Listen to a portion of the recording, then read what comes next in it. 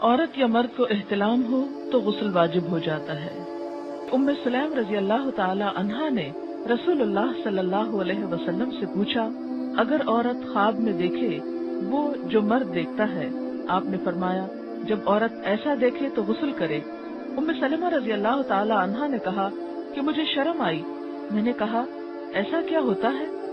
یعنی عورت کو بھی احتلام ہوتا ہے؟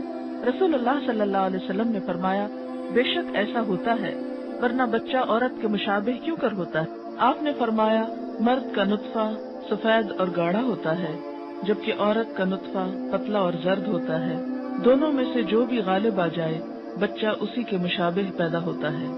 اسے مسلم نے روایت کیا ہے۔ منی خارج ہونے پر غسل واجب ہو جاتا ہے۔ حضرت عائشہ رضی اللہ تعالی عنہا سے روایت ہے کہ جب رسول اللہ صلی اللہ علیہ وسلم غسل جنابت فرماتے تو پہلے اپنے دونوں ہاتھوں کو دھوتے، پھر دائیں ہاتھ سے بائیں ہاتھ پر پانی ڈال کر استنجا کرتے، یعنی استنجا کے لیے بایاں ہاتھ استعمال کرنا چاہیے جبکہ پانی دائیں ہاتھ سے ڈالنا چاہیے، پھر نماز کی طرح کا وضو کرتے۔ اس کے بعد ہاتھوں کی انگلیوں سے سر کے بالوں کی جڑوں کو پانی سے تر کرتے، یعنی پورے سر کی سکن اور بالوں کی جڑیں اچھی طرح ویٹ ہونی چاہیے، دھلنی چاہیے۔